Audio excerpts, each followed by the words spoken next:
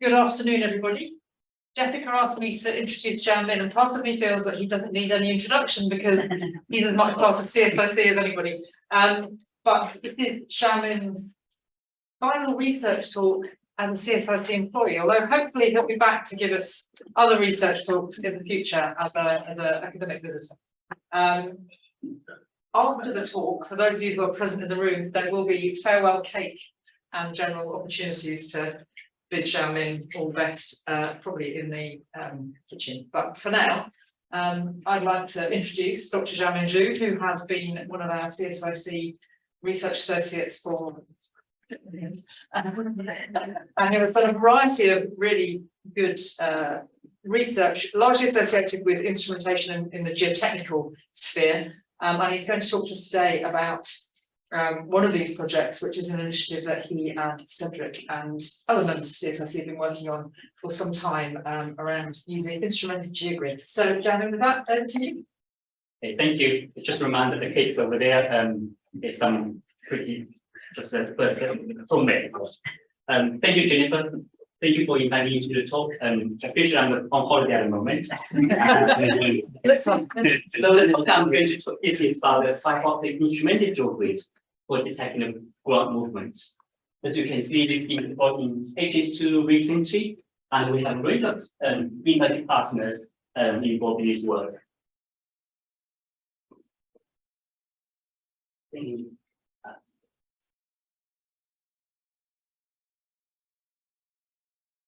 So the first of all, I want to thank you for all the partners' support and after a few years, this is Jake, who has co-leading the manufacturer of the geogrid, and we have HS2 with the stakeholder for the permanent line who is contracted to do the job, and Epsilon we have especially unique team and colleague who go with me every day at 4 AM to the time. And we have all the support from CSIC, and with that, I want to just list content I'm going to share.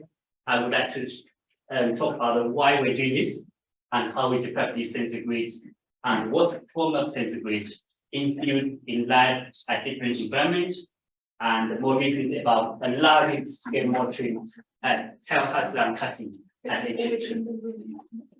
At the end, I want to share some of the challenges and lessons we learned from this research focus.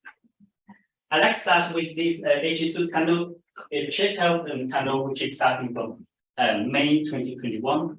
It's a 10-mile tunnel going through this old soil, and it's taking 18 months. It's about halfway from here.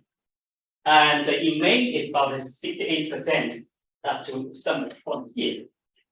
And on May 19th, they're reporting a big sinkhole happens, which is about 6 meters in diameter, 4 meters in depth, which causes huge concerns for this just on top of the tunnel. And this is still investigation ongoing, and this is not just happening on this location. And the one I'm going to talk is on somewhere here, which is South Portal, just around A25. So one of the cutting is called tile cutting. So within these 100 meter sections, 10 meter width, you can see this is 48 CPT happening drill holes into the ground, and proving loads of sinkholes running size of half meter in diameter to a few meters in diameter within the track of these lands. So how we do tackle these problems? One of the traditional methods, you try to improve the ground by injecting those cement and copper, that's not a sustainable solution. So we're thinking to get a more clever way to do this. And this is not unique. So this is some of the soil in the picture. You can see this type of material. This is the host, and the engineer tried to improve the ground before carrying further work. And this is not unique only in HS2 because the geological conditions in UK and across the world. And up to 2017, there's more than 10,000 subsidence within UK being identified. And with climate change, more extreme weather happening, this is becoming extremely alarming for the UK and for the world. For example, network rail, normally we have 200 earthwork fails per year. and up to 2019, 2020, it's more than double or 3 times more every year happening. So we want to develop something which can tackle this big scale, but also with high accuracy, which can provide us with early warning detection system.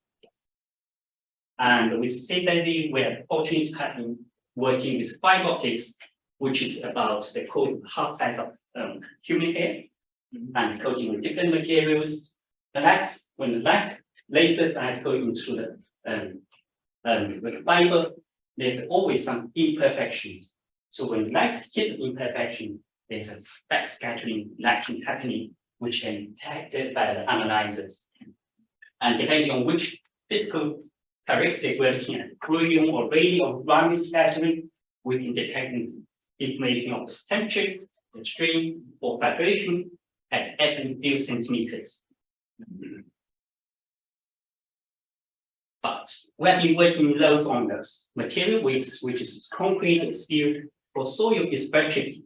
We need on super cables which can do this job. So this is some of the testing we people did in the literature when testing with a bare fiber. Typically, you can see it's about 0.2% upstream and it breaks. So it's very brittle. This is because there's always some imperfection inside the fiber, and that's what we very easily get easily to be damaged. And with a little bit coating, acrylic coating, you can extend this about to 2% or 3%, depending on the quality you make, different manufacturers. And we want to something even better to support for geotechnical applications.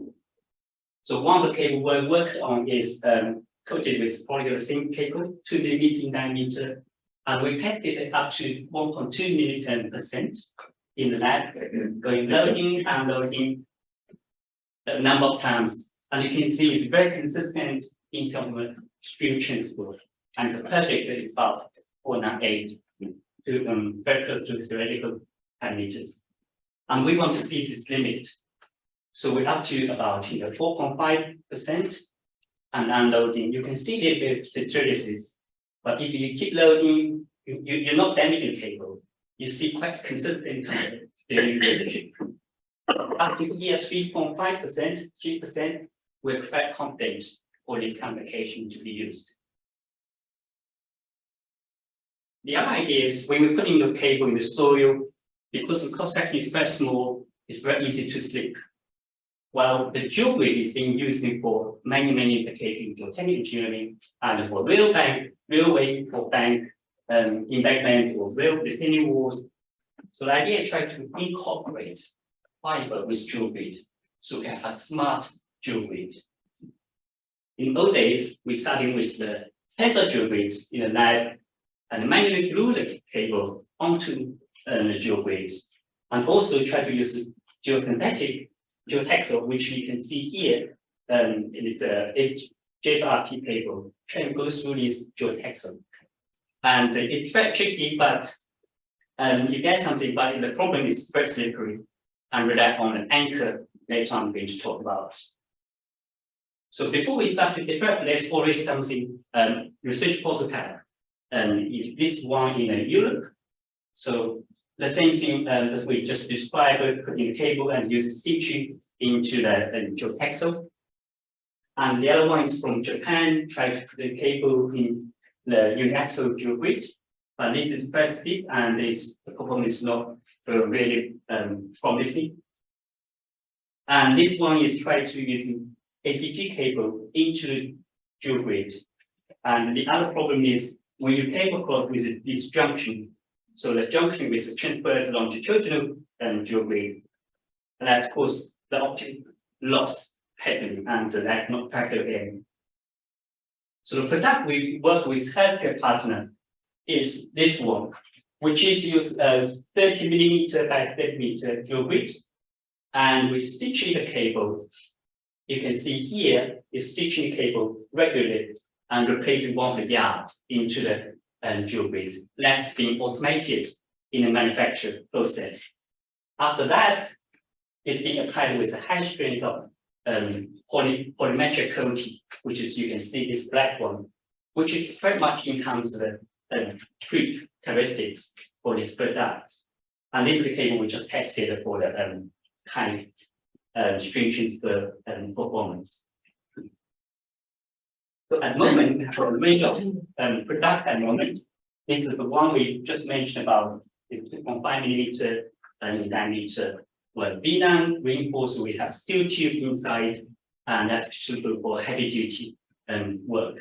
And the other one is have dual cable, which have 2 cm cable inside the cable, and that's from Corning manufacturer. So first thing I want to mention is about when you're stitching the cable into a geogrid, you try to bend the cable a little bit, and you need to control the cable, the stitching process very carefully. Otherwise, you cause the macro bending, cause optical loss. So the product we tested with OTDR first at the beginning showed about 50 meters. We didn't see anything obvious in terms of power loss in the process. And also looking to putting DOTDR system through new breaks and looking at particular location, is there any defects in the power loss within the distance. And that looks perfect for us. And this probably people know it's the OCSI lab. So with that prototype, we starting and do the load testing with a small rig. The capacity for this loading test facility is limited, but we did some good testing with different conditions and different environmental conditions, and helped to improve the prototype from that moment. And by moving with this new building, we have a new facility which have have capacity to upload loading up to 10 kilonewton, and we can have much weight. So this one is, for example, testing with 11 ribs for the geogrid, and this is the result for 7 ribs testing, water testing, and you can see loading and unloading over many times. Within the string limit we tested, we didn't see any discrepancies, and it's quite linear, and shows exactly the same performance as the cable. So let's give us confidence to putting this forward for further applications. I think first time we did this for the trapdoor test with geogrid, and first testing stupid center. And the other thing is very important when you go to real sites, because the machine maneuver, we're talking about tens of pounds machine on top. I'm talking about the gravel or different material which you cannot replace in institute. So this is testing we did with Fibre and Cedric in the CSIPR, and with the forklift going on top of this geogrid. Just want to see how it performs in terms of power loss for the stringent flow. And the other thing is in the HS2 trial, we also performed the geogrid testing, which have a half-meter thickness of the chalk on top with this bigger roller, about 30 pounds, going forwards or backwards for 8 pounds, because that typical construction sequence need to be bearing for the cable. And for in this case, we tested different protection methods with 1 layer of geotextile or the 2 layer or 3 layer, and we see the difference. For example, here show the testing in CDC and yard when the forklift, we compare 2 cables. One is the soft cable, 2.5 mm, the other one is reinforced cable. So you can see when the forklift is on top, after soil there's nothing changes. When the forklift on top, you can see dramatic changes in terms of power loss. And that's not suitable for heavy duty construction sequence. And this is the one showing for the VLAN cable, which is still tube protected, and you barely can see, cannot see this section being tested, and any power loss changes, which prove this is suitable product for the next stage. So, having testing in the lab, having testing in small scale, in terms of the durability, we want to go a bit larger scale, slightly larger than HS2. We are fortunate to get HS Beijing funding to do this test, which is a 3 meter by 3 meter, and we use a work bag, heavy duty work bag, 3 by 3, so 9 bags, to form about half meter thickness of the soil, and facing with the lacquer and then geogrid on top. And that's a sensing, we call it sensing warning layer, and facing with soil about half-meter thickness with good compaction. So the idea is try to when we control the deflate water bag by deflating the water, and we can control the displacement vertically, and then we want to see what the characteristic stream can pick up for different scenarios. The reason we try to use a 3x3 because one can see individually or can see a bit more single propagation problems. So this is how we've been constructed in HS site. This is one of the tests which is chalk. The other one is on this the other side with more granular material. And we have cabinet hosting the analyzer and also have the control platform to control what deflating the bag. And this have a traditional photo station system to monitor the displacement at the bag level and the geogrid level, and as well as the ground movement level. So the system we implemented is 3x3. We have A1 to A9 bags, and the geogrid is on top of each of bag with 2 tanks. And the blue one is showing the strain table, and the red one shows the temperature table, which one will see the temperature effect.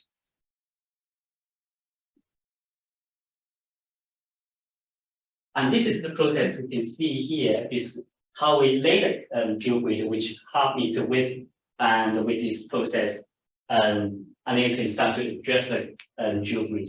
So the process is quite simple for this kind of small scale trial, and I'll take it 10 minutes.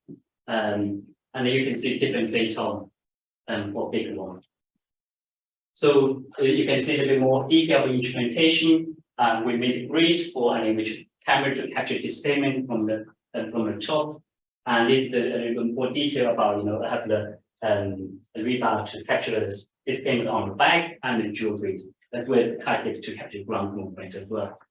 And you can see we're not only doing the deflating the bags to submit a single formation, but also did one of the tests we tried to inflating the bag to submitting. We had some mitigation actions to recover the displacement with this water pump. So these are some of the results at the beginning when we started deflating the single bag A2, and you can see as the bag displacement on back is going downwards, and within a few millimeters, we can obviously picking up the strain signature with a double peak across the sections. And this is very consistent with what we did with crypto in the lab, where we used the trapdoor test, and we laid the cable at different levels, 3 different levels. And this is the experimental and the numerical method. We compare with different density, different depths, and the more detailed works in the geotech papers. And we want to see the strain signature at a very small scale, which gives us an early warning signature. But also we want to know the system can bear large deformation, because we don't want the system to damage if anything happens. So this is showing at the end of testing when we're all deflating and all 3 back in the same time, and this is strain at this line and this propagation over time of the different displacement. And you can see this shape of the geogrid is forming at the end. And this is at the end, as you can see the bag and the lower part, which is will form filled with lacquer material, and the geogrid is already separated completely. And so there's some ongoing work happening and recently data with the model guided method to convert the strain characteristic to vertical displacement, which is something going on at the moment to show you some analytical solutions. So having obtained quite promising results within this small scale trial, we want to scale up this technology to try to tackle this big area problem. This is exactly the one I just showed before, tile house line cutting. It's about 100 meter section and 10 meter width is This is the bridge of, you can see here is at very location, there's a kind of sinkhole which is showing black material, and the super material inside. When the water gets inside, it's being washed away and formless void. And just to remind you what scale we're talking about, what kind of sinkhole distribution we're talking about in this page. So the design idea you try to, so you can see here is the track that eventually we need to build at the end of the construction period. And at the moment, you try to build up for transport some material like a viaduct frame goes through the factory to the other side of viaduct site. So the idea is try to put in a warning layer underneath here, and then we have the geotexture to protect the geogrid, and then we place the soil on top up to half meter at the beginning and gradually increase 2 meters in depth. So this is called construction site. So somewhere close to 25, and you can see this is small pitchway, very small at the moment. We should do test, and I think the small scale testing somewhere here we did, and so this is the field we in place the geogrid, and we connect the geogrid to a junction box, and you can see this tube which extended to this extension cable guiding us to 1 kilometer away about the molten cabinet at this location. And this location will have Wi-Fi connected, so we can send the data wirelessly, and with the dashboard directly to automated updating the results. To give you a little bit more detail about how we're constructing this the site in Institute system is quite complex. I think so far possibly the most complex fiber optic system, because we involve over 10 kilometers of fiber optic cables, and so you can see this about 100 meter width length and 10 meter width. We have an upstream and downstream. So this showing that the row of 5 meter width of the geogrid is going rolling toward that end, and we need to cut the cable and gap cables through this platform, which is concrete and slab, and we need to protect the cable at this end and do all the splicing later on. The tricky part is after that we need to put in soil quickly and consolidate the soil immediately, and after that we need to turn the geogrid, and that's quite challenging for a real 5 meter width of a big chunk. And after that, you replace the soil on the end, and you drive the rest of the rail, and rail go backwards, cutting cable, get cable goes through the tube and connecting with this platform and to do splicing job. And then later place the soil on top, and eventually it's more soil on top to build up to 2 meters thickness for this site work. So there's a few photos showing on site. So you can see here is you can see big frame on everywhere on the construction site. This is the photo showing 5 meter width of the rail to be pushed all the way down to their end, and place soil, and this is showing how we get the cable through the chip, and with the junction box will be splicing all the fiber cables together. I have a little video, and I think it's good to show you. So before that, we were lucky during pandemic, we just tried to show the contractor how in reality can be happening. So because it's something that hasn't been done before. So in the lab with a small reel, you try to just simulate the digger turning, and it looks quite simple in the lab scale. And this one is showing real scale.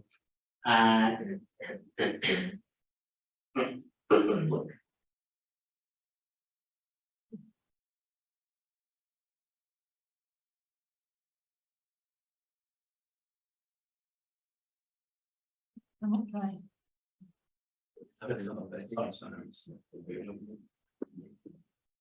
Fibre to Xiaomin. So yeah, so the process for this one is you need to cut all the individual cables for all the 10 cables first. And then the dig is coming to turn the reel, try to simulate what exactly what we did. But in reality, everyone can get confused and turn the other way around. And eventually we cut all the cable, and then we go backwards and return the reel, and let's restore the system. And that's actually causes a huge problem because people is not careful, step on the cable, and then of course some problem will be sorted. But you can see the difference at when you have a small scale and have a big scale, you're being involved, usually care to be taken. Just show you a little bit about data, and so this one we have, because we managed to have a temperature cable and stream cable in the soil in the reel. And this one is the data showing on top of the slope. So we have the track bed here, and when you go to slope, so on top of the slope there's a mangrove, and with a little section of the fibre optic exposed to the air. And so first I have the weather air temperature from weather station, which shows the red dot curve. So over these 4 days, you can see 3 days are quite sunny. And then we have the data from temperature data from this mangrove. So and when we incorporate it, you can see it automatically match quite well. And in the daytime, because of radiation, because of the sunshine, and you can see you capture much because of black cable, much more heat over time in a day period. If we look at the data in soil, and this is again is the weather data in air, and this is in soil data, cable is covered with half-meter depth. You barely see any changes over days because that takes time for the heat to be penetrate into the soil. And when it rain, you can see the change, and I think it's clearly showing the change up in the mangrove cable, but then you barely see any changes here as well. So if we look at the data over years, over season, so this is picking a few data points inside the soil, and the data is at 3 different locations across the pitch, and you can see that from August, after fully construction, with 2 meter depth of the soil on top, and up to Christmas or January, and you will start to see about 15-degree changes as well, more seasonal behavior. So that's remind us temperature compensation or seasonal behavior is very critical. And after compensate all these temperature characteristics, we barely see much stream change at the moment, some kind of a plus minus a few tenths of microstream with the pitch. So this is some of the data is being reported through this platform managed by Epsilon, and you can access all the data with visualize all the data downloads at the moment. And I have a little bit of video here which is showing the building construction sequence of this one working. At the beginning of this building construction, you can see some locations starting show a bit more compression behavior, and that's quite likely with this is not temperature compensated for this one. Temperature behavior or the machine is moving and induced. How many days was that? This is about 2 weeks. Yeah. Yeah, so I just want to highlight some of the changes of this project. The geologic condition for this project is very challenging because talking about there's no way to replace soil. No way can sieve the soil to make a final material for this to protect, getting better protection. So we're talking about the springs and very sharp, very easy to cut, and size of a few tens of centimeter or small pieces. we're talking about heavy duty construction equipment. So like the one described for the geogrid testing, we place a half-meter thickness of soil on top. And then this digger is about 25 tons, and this roller is about 35 tons. And the problem is we have a dead weight on top, and the cable is okay, because it's just on top. The problem is when it needs to be vibrate, and that vibrator drive the soil, and then that pushes the soil cable. If it meets with a little bit hard boundary, that will snap the cable, and that causes huge problem for the cable performance. We did have quite a few optical loss for the trial. This is the first trial we did with the chalk material. And then we observed, at the beginning, we observed some loss at somewhere, and we can calculate somewhere here. And it takes a little bit of time for precisely locate within half-meter distance. And so you can see we dig a little bit about meter section to find out exact location problems. That's because of the, I think the OTDR measurement is not exact matching what we BOTDA system match. And so that's a lesson learned from second trial, we exactly match the location where that plate having a bit snap, because the plate is quite sharp edge compared to the cable. And when you go to these trials, and gain experience from the previous trial, we precisely located, this is a little bit problem here, exactly 82.9 meter location, and we managed to find the location to repair the problems. So in terms of potential applications, David has summarized, I just copied what he described is bridge environment is one of the most cost-basing application we can try, and we are connecting hard and soft junctions, and also about more differential, about larger scale soft ground and distribution feature we just talked about, and earthquake instability is the other one we are looking at, so we can capture the slope change at the early stages.